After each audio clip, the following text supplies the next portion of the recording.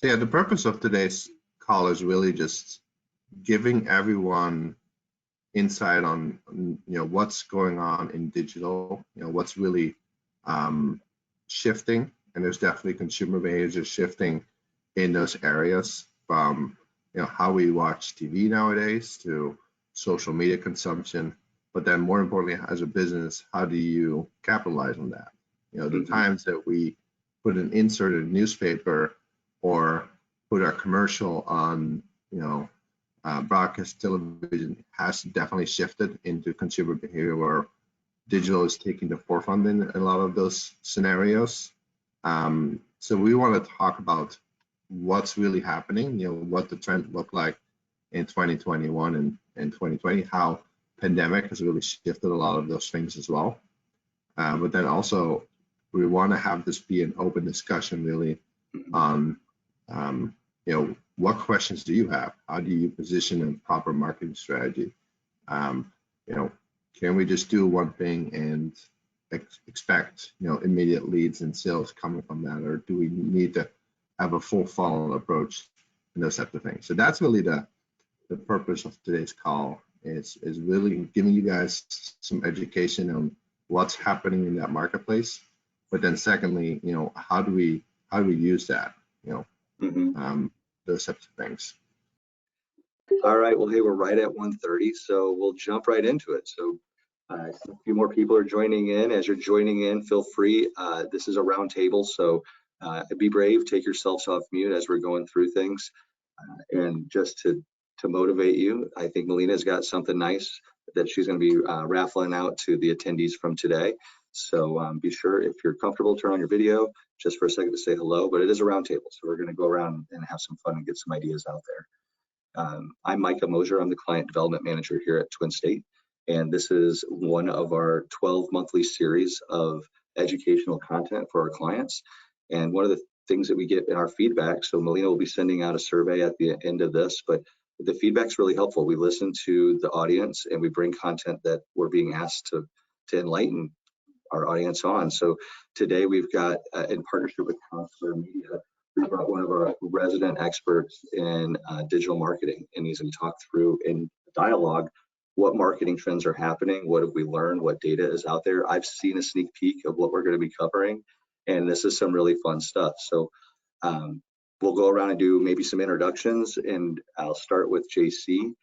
And tell us a little bit about yourself. This is our presenter, and even we already heard a testimonial about how smart he is. So JC, go ahead. Tell us a little bit about your background. So people call me JC because to say my first name, you have to roll your R's. I'm actually Dutch, so JC is just fine. So I'm the Senior Director for Townsquare Ignite, digital division of Townsquare Media. I oversee our Iowa, Minnesota, and some of our national accounts for digital. And definitely always want to take the opportunity to kind of share the knowledge and the information that we're seeing. We're working with small, medium-sized business to large regional or even national accounts. So definitely a lot of shifts are happening in digital. So we want to show you guys what we're seeing and how we are addressing those types of things. So but yeah, that's kind of a little introduction of me. I live in Cedar Rapids, so but I travel a lot across those markets as well.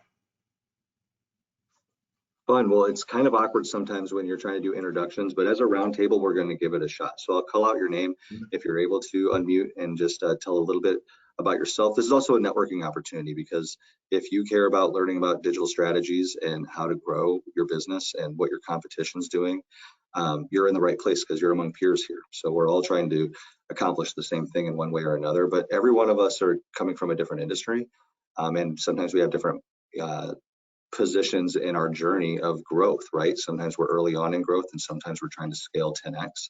So I really appreciate everyone that took the time to fill out the survey before this event, because we read through, JC and I looked through, Melina gave us the industries you're concerned. So we kind of, even if you can't unmute, we did, if you filled out the survey, have some feedback. So if it's okay, I'm just going to start from left to right. And Melina is on our marketing team. You mind just saying hi, Melina?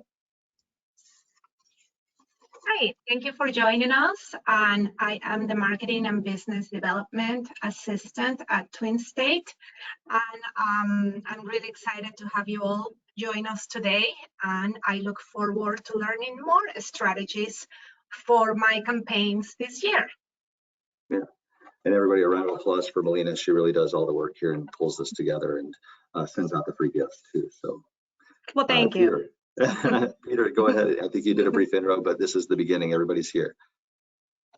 Hey, good afternoon, everyone. My name is Peter Vandenheuvel, and I'm with Townsquare Media. I'm the market president for their Cedar Rapids and Waterloo operations. I'm relatively new to Townsquare Media, but not to digital advertising or digital marketing at all, as I've spent the bulk of my career within that area of focus. So, thank you for letting me be involved. You bet. Rick? Hello. Yes, I am Rick, and I'm from a company called Microtech. So I'm a small business IT administrator. Basically, I help small companies manage servers, manage their network, their remote access tools, everything that they need for general business. So that's what I do, and everything from printers to voice over IP. I do a little bit of everything, pretty much. I used to work in larger companies back in the day, and so I had my beginning of my experience with that. But now I primarily stay with small businesses. So there's a lot of things that I haven't touched, and I'm not a cloud person. I know there's a lot of people out there that love the cloud. If you're rich, that's perfect. But if you're not rich, I'm not really a big fan of the cloud. It's a bit too expensive. I can still do remote backups without having to go into the cloud. And some of the cloud bills were, $800, $900 a month. Yeah. And I was like, that's crazy. Yeah, that's interesting, because I bet you have similar target markets of people that are looking for things that are cost effective. You know what I mean? So as we all have different industries, I think that we'll find, based on our customer personas and who we're trying to reach out to, that we have some similarities and some crossovers of just the people and audience geography or industry. Jennifer, do you want to introduce yourself? I was wondering if there's more than one Jennifer for a second. Turned my camera on, I'm sorry. I thought I had hit the button and it doesn't look like I did. Let's try that. There I am. Hi, everyone. I'm from Townsquare Media as well. I'm kind of the liaison and behind the scenes girl. I work with JC and under Peter. They have bigger business cards than I, but I'm kind of the liaison to bring everything to them, any opportunities that make sense for us to partner together and kind of share those communication points together, basically, and kind of be the middle lady. So nice. Hi, everyone. Thanks. Beth, I see you're here. Hello, I'm part of the Twin State team. I'm a web developer there. I am here to kind of broaden my knowledge on what Townsquare has to offer as far as digital ads go and be able to better serve our clients. So, thanks, Beth.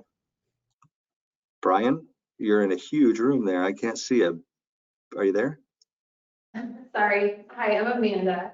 I work at the advisory group here in the Quad Cities. And so I run the team's communications and marketing and events in our social media page. Nice. Welcome. And then I want to pronounce this right, but it runs off the screen. I see Guru and Ter. Hi, it's Guru Antar. Thank you. Yeah, thanks. Yeah, I'm actually a digital marketing business student right now, and Great. I'm just here mostly to learn more about the industry.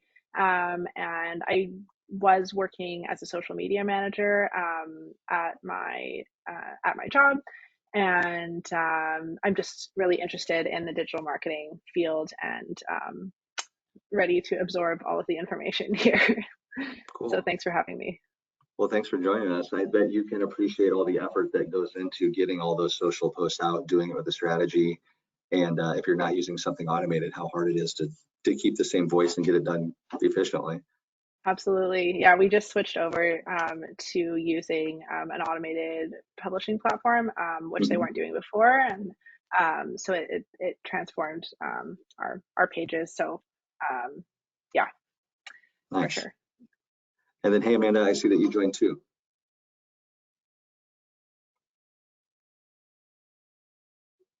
Hello. We're just doing a roundtable introduction, and you're the last one, I think. So welcome, and then a little bit about yourself and Yeah. where you're at today. Hi, I'm Amanda Clark. I'm the marketing supervisor at Barron Equipment. Been there for, it'll be 4 years in March. I handle everything from website to e-commerce, SEO, Google Ads, social media, a little bit of everything. Cool.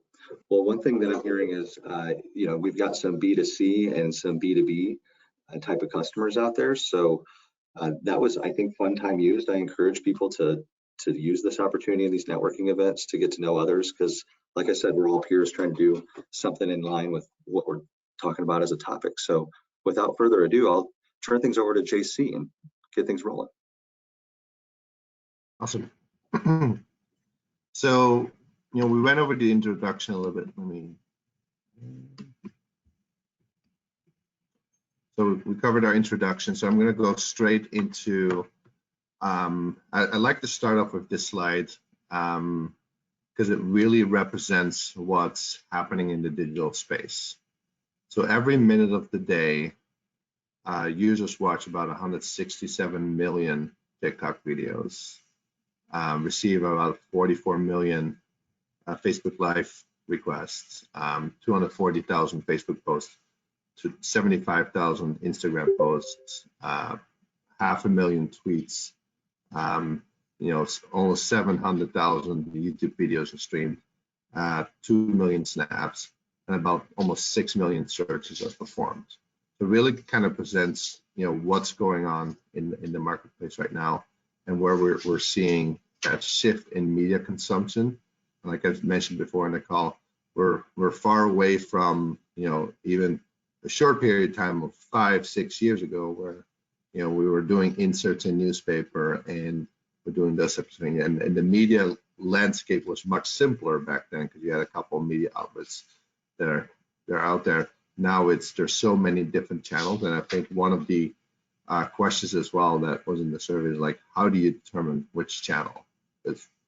Would we want to be on all? Would we want to invest in all? Absolutely, but we don't have unlimited budgets to do that as well. So it really comes down to the different audiences and where your business sits and what you're trying to do with those to really determine where you need to place your advertising budgets. So what we do at Townsquare, and we do look a lot at data first and data analytics. So there's a lot of information that you can gather from consumer behavior. So for example, here's an online bank researcher, and we can basically tell which areas of the United States they're focused on, or maybe from a local level, which areas of your DMA is the higher interest of those consumers. But then we can also see what type of interest do they have.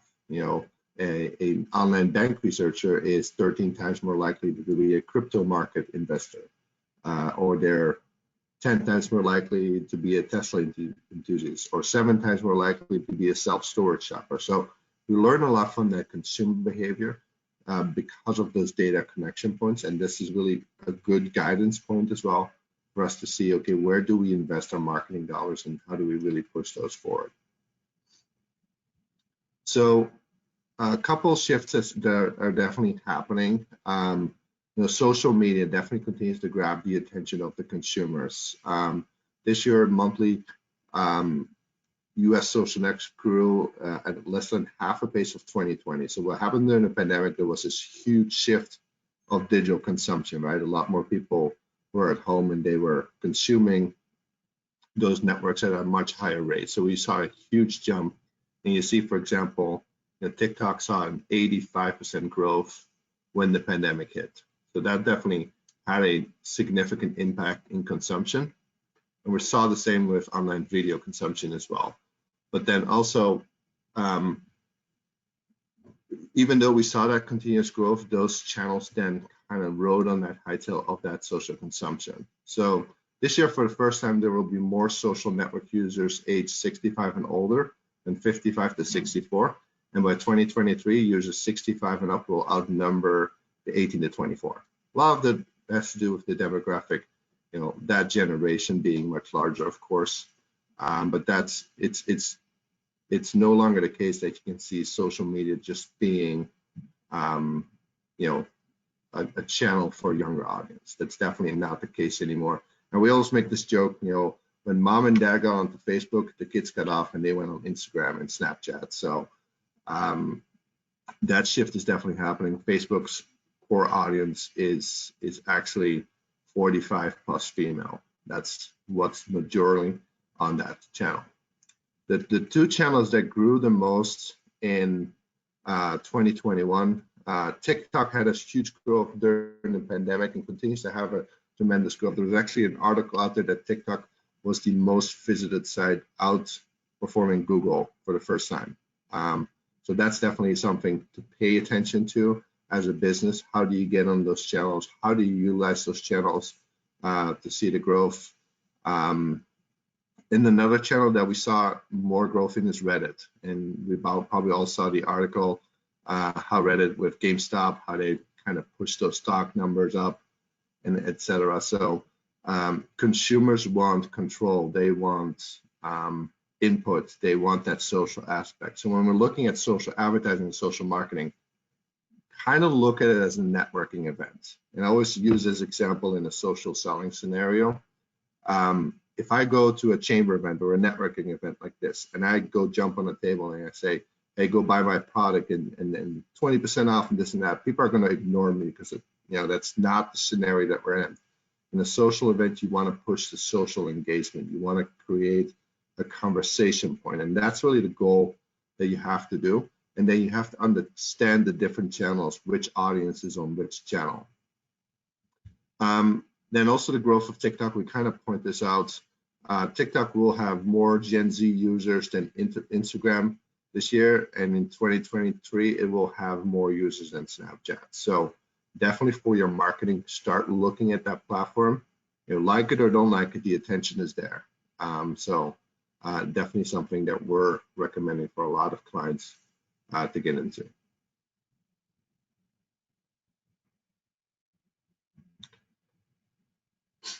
Then the rise of online video. So this is the other shift that has happened. So broadcast TV, consumption of TV as an overall, it's shifted. The pandemic definitely made a huge bump for that. Actually, the growth of connected TV was declining right before the pandemic.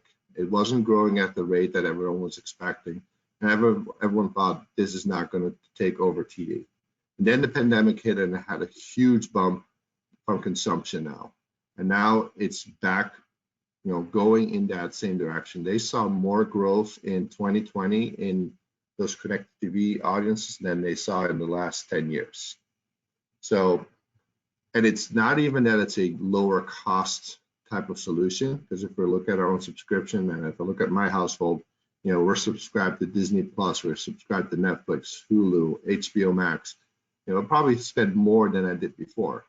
It's more the consumption ease. It's easier for me to go to those channels and say, I want to watch this. The other thing that's growing tremendously, and we call this AVOD platforms. It stands for Advertised Video on Demand. So think about Pluto TV, IMDb TV, Tubi, those types of channels where at first people think, that's not really a serious platform. They are, getting millions and millions of viewers now per month. And a lot of audiences are now on that and getting your audience messaging in front of those audiences to those. So Pluto TV will have about 46 million monthly viewers and Tubi about 44 million. So that's definitely a growth that we're seeing in those platforms as well.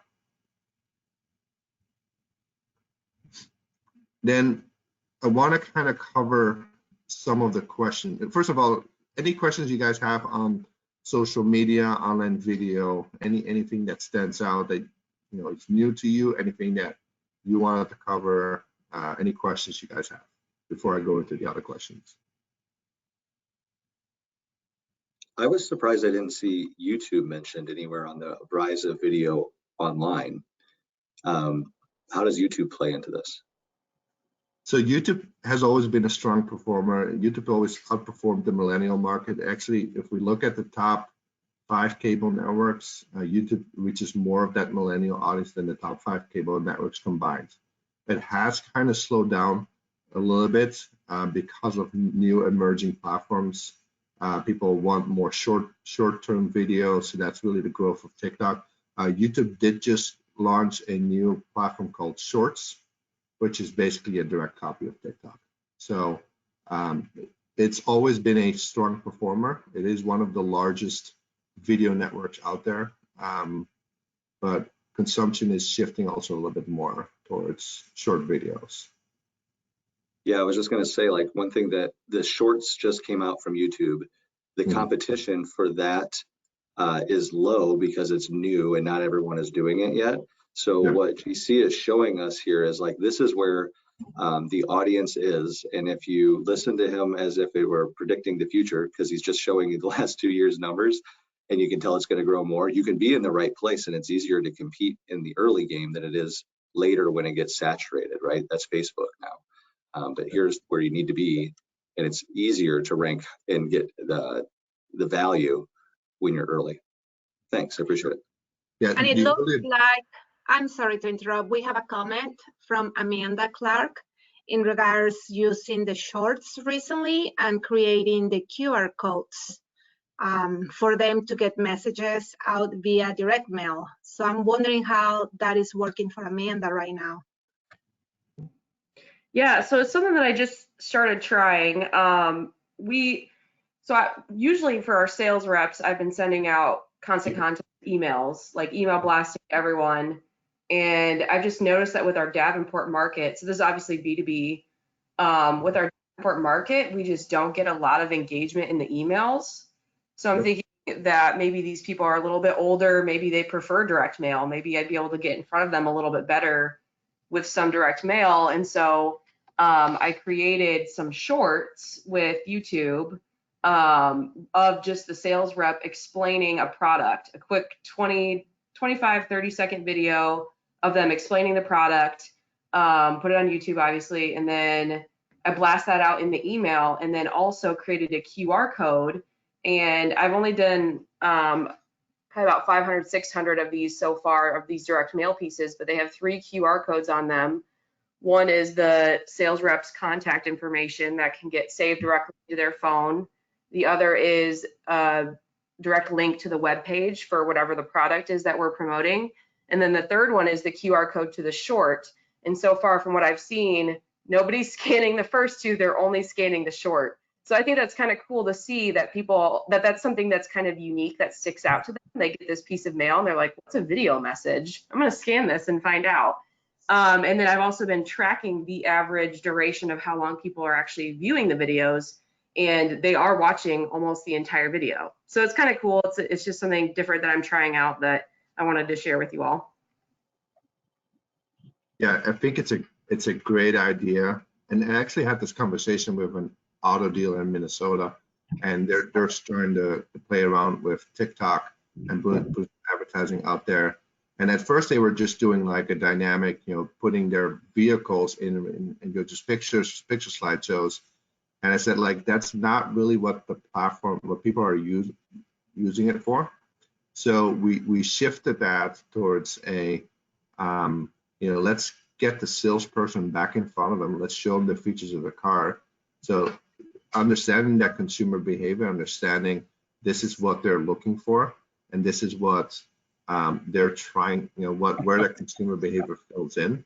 So I think it's a great idea to start testing out with the shorts or any type of platform and have video engagement from that. So I think it's a great idea what you're doing there, making those connection points.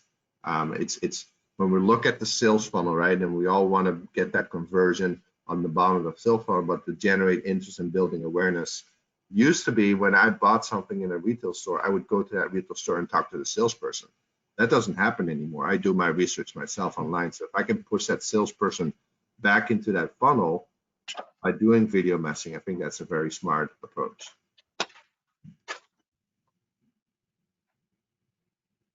And super scalable, right? Yeah. It's not hard to do 1,000 of them. Yep. Find it. I always say find the magic sauce and then just keep repeating. Yeah. Rinse and repeat. Keep testing. Keep running multiple creatives. When you run a campaign, don't just rely on one piece of creative or one, test. Continue to test, because there's not going to be a marketing company out there that's going to say we have all the solutions to your problems. It just doesn't exist, because we're dealing with consumers. Consumer behavior can shift at any point in time. So we have to continue to test, and once you find out, okay, this works, let's rinse and repeat. So I think that's a great approach. But JC, I have a question. So what is the most recommended length of a video like this for YouTube Shorts? Like the 20, 30 second? Would you go any longer than that? Unless you have something really good to show, they're not going to watch 30 seconds of shorts. I would keep it within similar like TikTok. 7 to 9 seconds is really the average time that you want to spend on those platforms. You can do longer, and if you can get people's engagement, that's great. That just to completion, because it's so easy for me to swipe that away. I would keep it shorter as possible, because the algorithm is also going to benefit that for placement. So TikTok, for example, if you buy ads on TikTok, you can buy ads, but it's not based on the cost per click or the cost per impression that you're willing to pay. TikTok actually looks at the algorithm, and they'll say, okay, how many people watch this in full, and what's the engagement likelihood for that? And that will really kind of drive the organic or paid reach from that as well. So those are some things. So the length of video, it determines per platform. Now, when you're running a streaming television or an OTT commercial, you can do 30 seconds because people will watch it in full about 95% of the time. You can get that full message out there. When it comes to social media, I would say Facebook, Instagram, 15 seconds probably the max that you're going to get from those. And then 7-second shorts are even higher engagement from those as well. Okay, wonderful. Thank you. Yeah. Any other questions before I jump on? All right. Okay. So you guys sent me over a couple questions. So I want to kind of cover those piece by piece. And these are very common questions that we get from a lot of our clients. So I'll go step by step, and I'll kind of cover them, but we can definitely always open it up for discussion as well. So first, how to budget for marketing campaigns. So that's a difficult question just to answer in one sentence. It really comes down to the goals of your campaign. And it's not, a lot of, when it comes to digital, we have some sort of KPI that we want to achieve. We want to get leads. We want to get sales.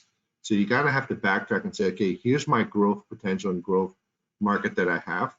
And how do I back that into how many conversions do I want? How much audience is available in the market? If there's a search volume of 5,000, you could spend $5,000 on Google in a month, and then you're putting 500 in there, you're going to reach a smaller portion of that audience. So it also comes down to where do you want to be in the marketplace and what's your end goal? So you kind of want to start at the end, what you want to achieve, and then kind of backtrack that to your full funnel approach. Now, you can't just put everything in conversion types of tactics, because it's going to get very expensive. You got to kind of build out that funnel from that. Which platform to use to reach my target audience? Again, it depends, right? It depends on who your audience is, where are they consuming their time. Most of the time, you can set the target audience parameters, and the platforms will find that audience based on that. Now, there's certain platforms, that perform better with certain audiences. So it kind of determines if it's a B2B or B2C, who's the audience, what's the message, what's the offer.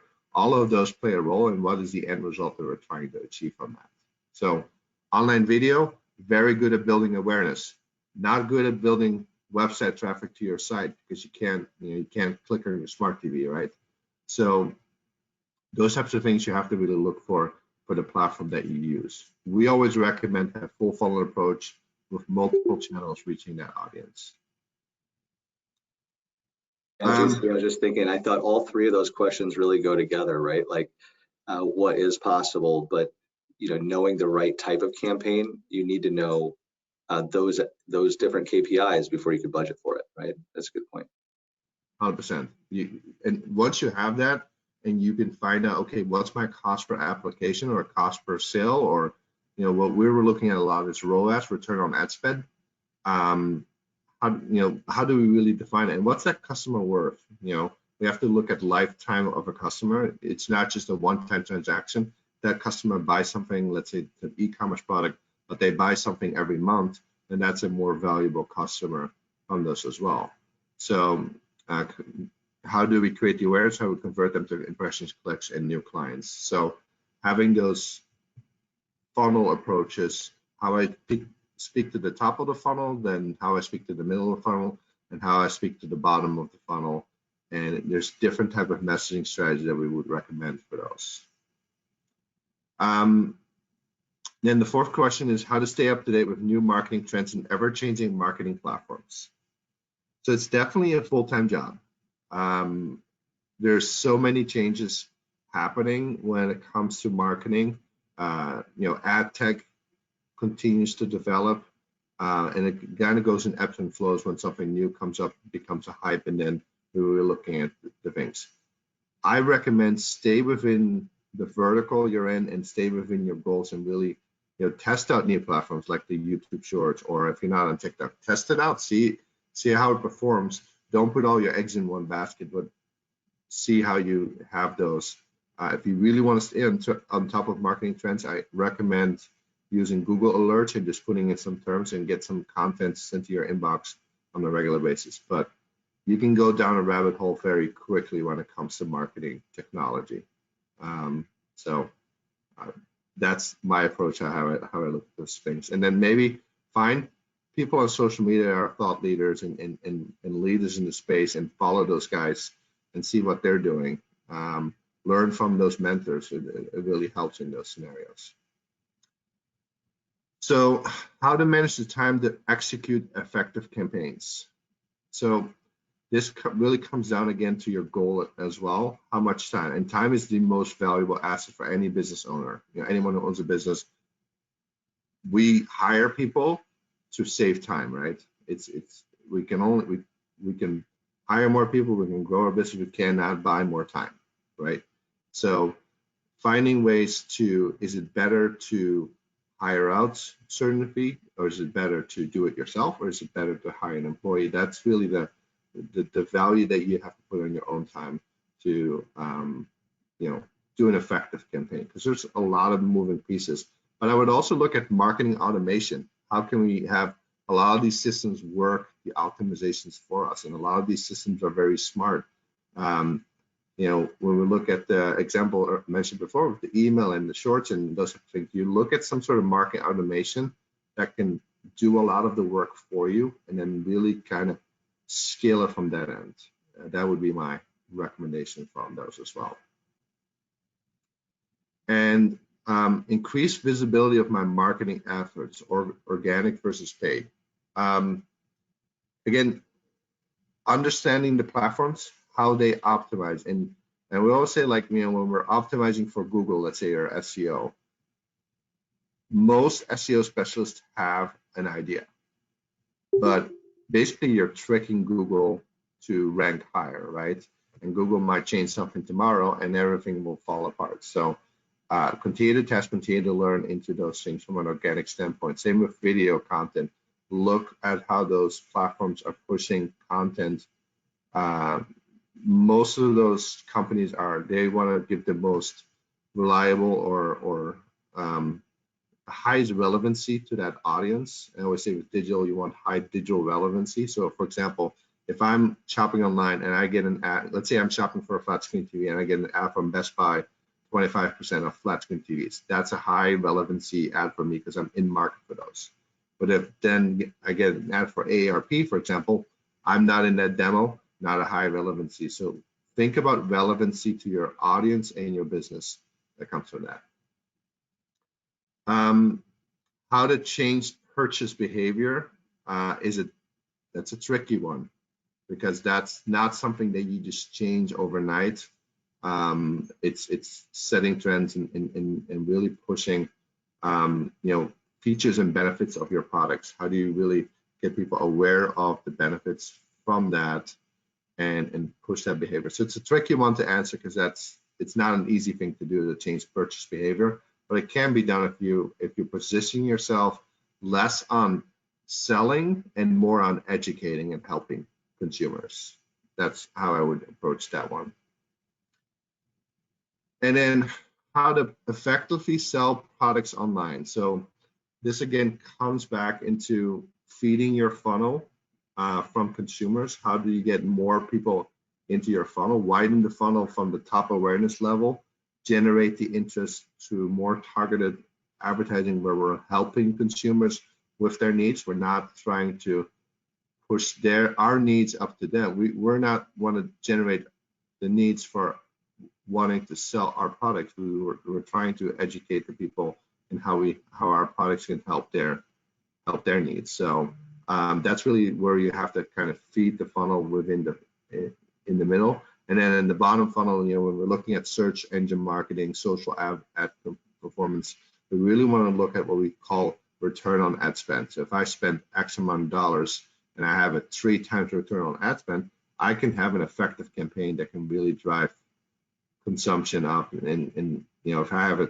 300% return on ad spend, I can basically then just multiply that for as far as my my services or my products can take me. So that's kind of like in a quick recap how I would address those points. I think there are definitely deeper discussions that we need to have with our clients to really look at those, but that's how I look at it from our client perspective and how we address those.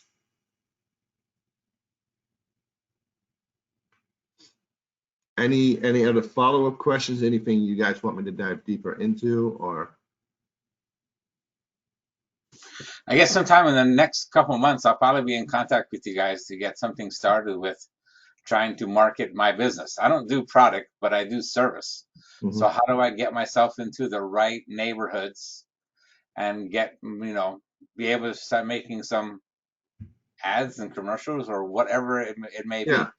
So in your scenario, when you're a B2B type of consultant, you're trying to get in front of those customers, you really have to ask the question, what would cause a company to shift their services? Is it pain? Is it frustration? Is it they don't have the service yet? So you got to find who those are and then have a proper messaging in front of those people. And it might take a couple different tests that you have to do. But that would be my approach into really defining, okay, who's your audience? How big is that audience pool? And then how can we continue to convert them into that direction? But that's really the best approach with those types of scenarios. Okay. But we can definitely have a deeper discussion about that if that's something you want to review further. Okay.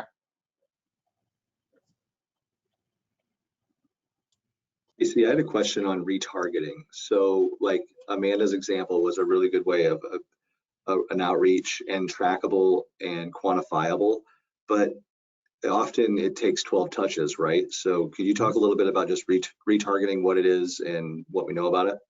Yeah, so retargeting, basically, with retargeting, you place a piece of code on your site, and that piece of code will then start building audience profiles from that. So let's say you put that piece of code and you get 5,000 visits to your site. If that piece of code loads on every computer, mobile device, you basically will have an audience pool of those 5,000 people. Now, then you can start sending message towards that audience pool, trying to pull them back in. And this works great in e-commerce or any type of conversion. What the mistake that a lot of people make is say, I just want to run retargeting, and they don't have enough traffic to their site, and that audience pool can't really reach that audience effectively. And you don't want to have one person see your ad 20 times a day. So you also want to look at the frequency caps that you put on those campaigns. So I'm not going to every site and then seeing that ad everywhere, because now I'm just wasting ad dollars to one person that is clearly not reaching those. So you want to get that frequency of that 12 times during this, but not all 12 need to happen in one day. So we generally say, frequency per user 1 to 3 times per day is a good measurement to kind of push them through those channels. But then also make sure that your retargeting message is different from your original message. So if let's say I'm selling a car, I first talk about the features and maybe the special promotions, and then my retargeting could be come in to trade, get your trade-in value, or come and take a test drive and get a free Yeti cooler, tumbler or something like that. How do we push people down that sales funnel with proper retargeting messaging? I had a quick question about that 12 touches. Could someone elaborate just a little bit on what that means? Yeah, So, go ahead, JC. Yeah, so it basically means, just showing an ad to one person one time. Most of the time we see an ad and we see it once, and then we kind of, we ignore it unless we're really interested. You need to have that frequency towards audience.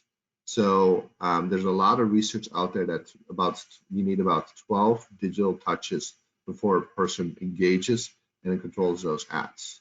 So it's not just putting one ad in front of that. You need that frequency. And just look at your own consumer behavior. You might have put something in an Amazon shopping cart, and then that ad follows you around. You see it once, you see it twice, and maybe a couple times, and then you start re-engaging with it as well. So there's a lot of research out there. 12 touches really gets people to come back. So we look at those numbers and really push that forward. Yeah, and then just as people move through the funnel from awareness or research, and now they're actually trying to figure out how to solve the problem, and then vetting out what the best solution is to solve the problem now that they know what to do. So your retargeting messaging in a perfect world is lining up with your prospective new customers' cadence, right? And that's different in every market. And that's what's somewhat challenging when we ask questions like, hey, how do we change buyer purchasing behavior? I would answer the question is you can't, right? Like all you can do is adapt to what your customer, because it's unique to everybody, what is their purchasing behavior?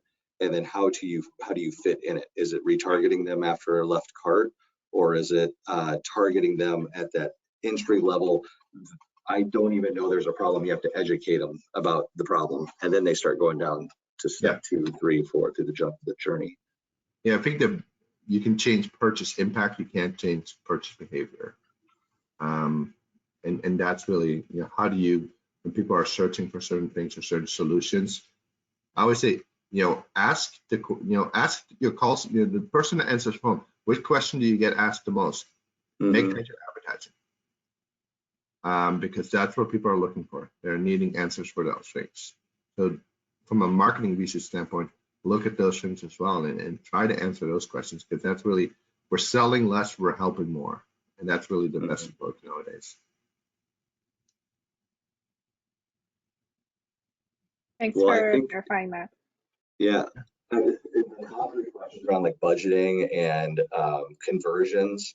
I thought that was interesting just because you had mentioned, JC, about knowing the customer lifetime value. And I know what that means, but it's hard to quantify, particularly if you don't have a lot of like customers that you've had for years. But identifying how much that customer would bring to you as a new customer year after year, really, depending on if it's in 1 year or 5 years, it really helps you value more what it costs to acquire a new customer, right? I think marketing often gets forgotten that it's not needed, but it really can have a high impact and value if you target the right thing. Absolutely. A lot of people look at single transactions, and that's my, and it's really, then you really have to look at your business. Why are people not coming back? It's one transaction you might be negative in the one transaction, but if that customer then continues to come back, and lifetime value of clients. That's really how you have to look and calculate your ROI. Mhm. Well, did everyone find this helpful? I love that Melina had asked the questions ahead of time and you hit them right on the head today at the end of this roundtable. I thought that was a great way of getting folks engaged, even though sometimes we get caught and have to be on mute for a while. Yeah. Well, I just recommend everyone just continue to test it, continue to learn, because the marketing, the technology is not going to stop. It's going to continue to develop. One thing that is shifting a little bit is how we can track consumers. There's going to be a shift in that as well, where cookies are going to be less accessible. So how technology companies are shifting towards those behaviors. And you probably see that if you run Facebook ads, your data targeting is going to get less and less. Be aware of those changes as well, because it's continuing to happen. Continue to test your campaigns, continue to see what happens. There's no marketing company out there that can know exactly 100% certainty what's going to work. You have to test. I was just thinking, JC, it sounds like the best call to action is now, because in the future you will have less data to work with, right? So by understanding your customer persona, getting going with A/B testing now and being able to get some of the demographic information may be a luxury that we don't have in the future, unless your customer persona is going to change drastically after that. And I don't know, when are you talking that would happen? GDPR, California, all these places, we're kind of familiar with the cookies on the bottom of every one of our websites we have to accept. What timeline are you talking about, JC? About a year and a half, when Google was planning to do it earlier, they kicked it down the road because they had this new system called Flock, and it wasn't really working the way they wanted, so they kind of extended it. Now, a lot of the platforms are already in the forefront of moving away from cookie targeting and audience targeting to more like lookalike and profile targeting. So it's already happening right now, but probably end of 2023 is really when this is going to happen. And I'm from the Netherlands myself, so I'm familiar with GDPR and how that is changing. It is very different. It's not very focused on consumers, because every website that you go to, you basically have to opt in for advertising. It's a very ineffective way of consuming things, but that's kind of the state that they're in that area. But the biggest recommendation I have for customers: start collecting your data, mining your data, create a proper CRM, because you will need it in the near future. Good advice. Yeah. Well, as far as next steps go, we're here to answer questions, as this is a thought leadership type of conversation. So you might all be in different journeys in your buying journey, right? This may be awareness. You didn't even know that geofencing was a thing and you wanted to call in and learn about what that was, or you're ready to start looking for targeting ads to your target audience because you know who that is. And then as far as like budgeting and things like that, the best way to get started is ask, right? Let's talk about what it is that you're trying to do, and maybe this is the perfect fit, or like the question says, how do you even know where you're supposed to be? You got to ask, right? So we've got the expertise in helping clients navigate that, because it's not easy, and we don't consume necessarily the way our customers consume, right? I'm old enough to be on Facebook. I'm not old enough to be on TikTok, but maybe my customers are. Yeah, I think that's a very good statement. Sometimes we get caught in, I wouldn't buy it, or I wouldn't onto that, but I'm not my customer to my product.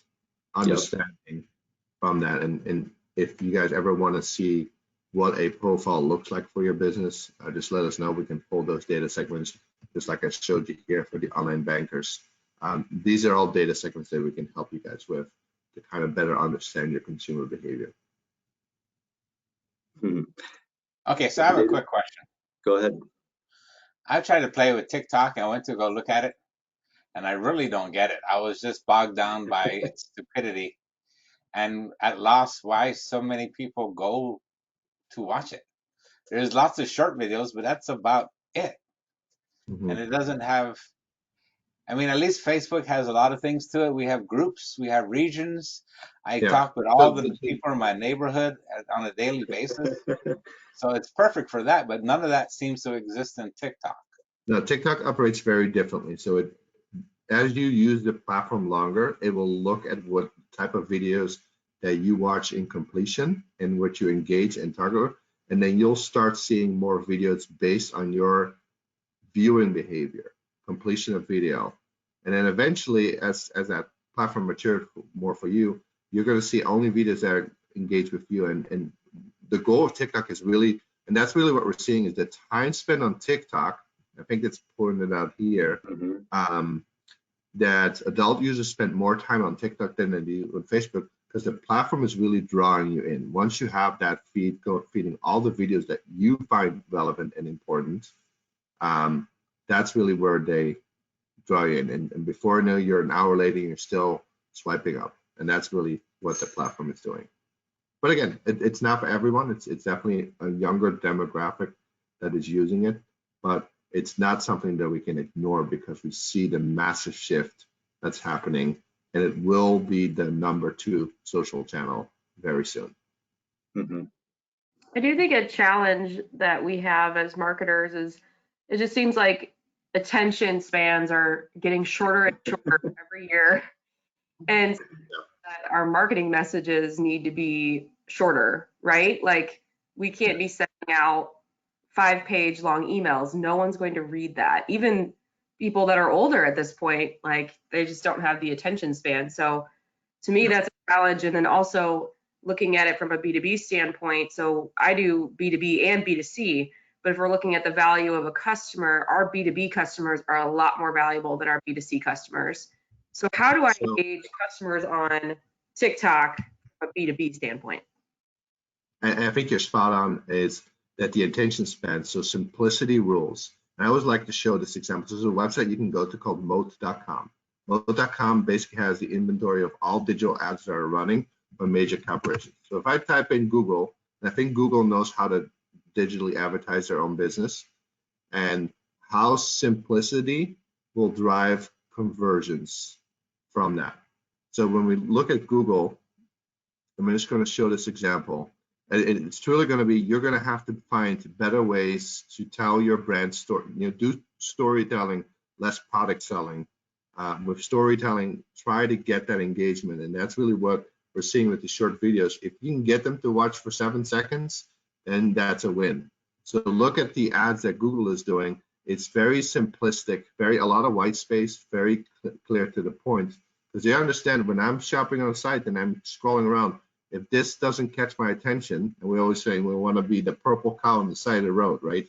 We want to be noticed. We want to be that type of person that's going to look at those. So look at the big brands that are doing these. It's not like a newspaper ad where I have to put in everything in the little ad box because I want to get everyone to read and engage from it.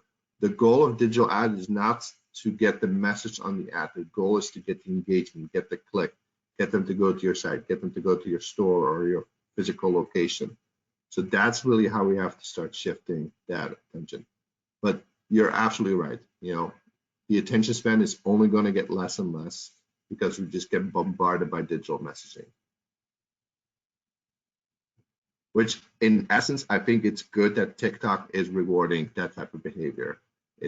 Shorter messaging, straight to the point. Those algorithms are changing in those scenarios. Yeah, thank you. The attention span of a goldfish. Exactly. I was just going to say that, because you said TikTok videos don't make them longer than 7 to 8 seconds, right? That's exactly how long a goldfish's attention span is. And I like how you question. Go ahead. I have a question on that. So we've talked a lot about like the role of short videos and just like how everything's seeming to head in that direction. What do you see as the role of more traditional types of media or like email as we go further into the next couple of years? So it's hard to say to see where that's going, because that's really still operating on a very traditional method. But I think the example that the other attendee mentioned before, incorporating the consumption preference is short, simple. So think about how we can apply that into our traditional media like email, or even our traditional media like radio or TV. Start thinking about those types of things and how we can feed into the consumer behavior. Consumer behavior drives action. Know what the behavior is looking like, and we really have to look at those things. So I think traditional media and traditional digital media, which we call it, in those essence, have to shift as well. So that's really the direction where we're going to go with. Will people still watch 30-second commercials? Yeah, it will still happen, but it kind of depends on the engagement that you're trying to get out of it.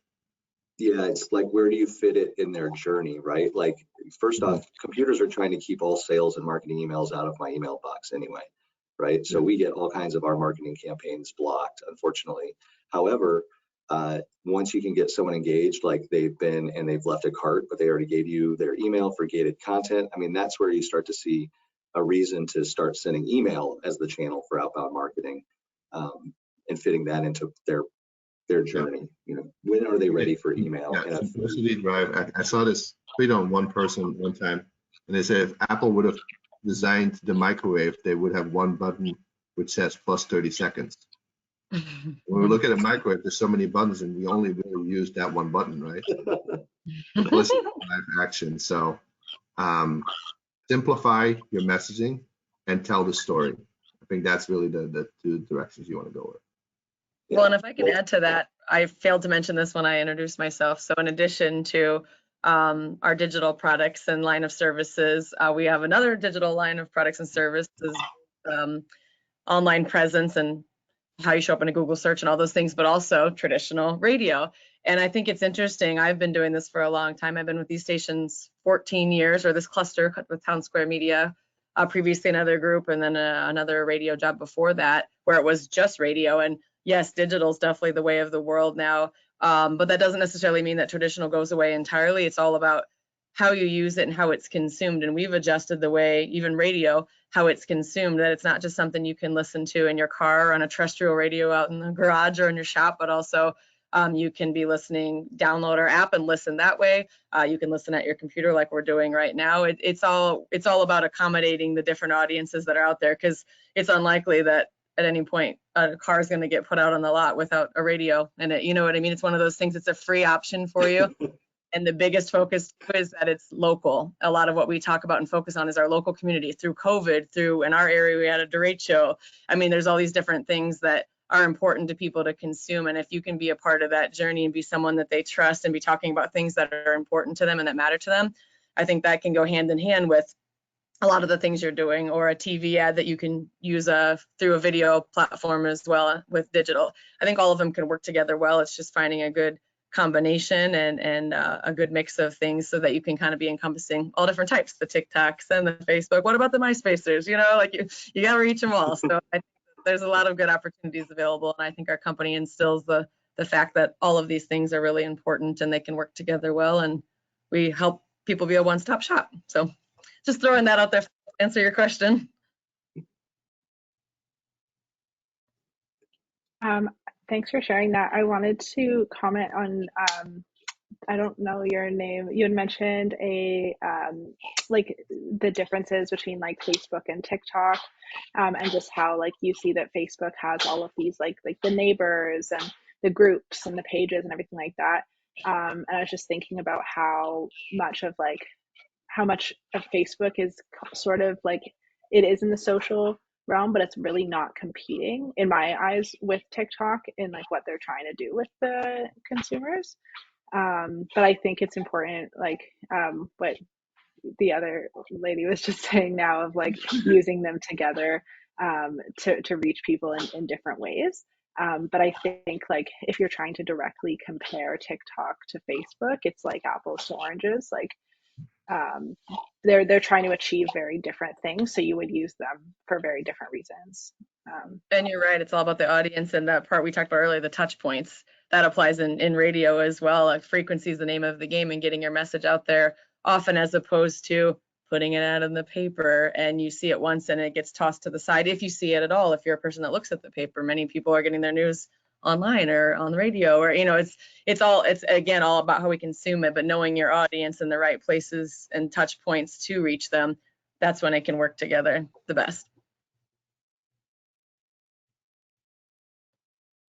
Well, we've got about 2 minutes left. I thought this was a really engaging conversation with everybody, and I appreciate everybody that joined, because I think we had a lot of different perspectives align, and JC helped answer, I think, all of the questions. But Melina's going to be on deck. She'll be sending out a survey, and again, we take into consideration all your feedback. And without further ado, I think we'll take a wrap. If you're not on the newsletter, that is the VIP invitation. And stay tuned to all of our marketing efforts that we'll be doing, trying to educate you, because you may be early in the funnel that we're talking about. We can say it because we're all marketeers here, right? We're engaging the audience with early knowledge about a particular problem that you may or may not have. So look forward to seeing everybody out there in the digital space, and thanks to our presenters. And Melina.